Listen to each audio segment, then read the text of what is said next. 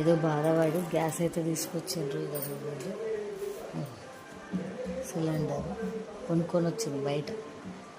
ఎంత ఏందని ఏం ఏం అడగొద్దు మీరు, నిజం చెప్తున్నాను. ఎందుకంటే తీసుకొస్తుంటే రీల్స్ చేస్తే కోప్పడతారని చేయలేదు. పెట్టి చూపిస్తుంది, సరేనా? ఇంకోటి కూడా చూపిస్తాను నేను మీకు. ఒక బిల్డింగ్లో కబోర్డ్ వర్క్ చేయించుకుంటున్నారు, కొత్త ఇల్లు కబోర్డ్ వర్క్ చేయిస్తున్నారు. అయితే అక్కడే ఉండి చేసుకుంటున్నారు అన్నట్టు. చిన్న సిలిండర్లు బయట నింపించుకొచ్చుకుంటున్నారు బయట రోజు. అయితే నిన్నటి నుండి అది కూడా దొరుకుతలేదట. ఒకవేళ ఎక్కడో ఒక దగ్గర ఉంటే ఆ చిన్న సిలిండర్కే 1000 రూపాయలు అడుగుతున్నారట. అందుకని ఆ కబోర్డ్ వర్క్ చేసినవి అవన్నీ ఉంటాయి కదా, చిన్న చిన్న ముక్కలు, అవి పెట్టి వంట చేసుకుంటుండ్రు. ఇప్పుడు 9:30 అయింది.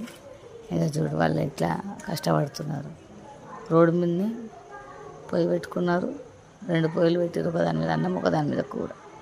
చూడండి వాళ్ళు ఎట్లా చేసుకుంటున్నారు, చూస్తుర్రా? ఎవరి కష్టం వాళ్ళది.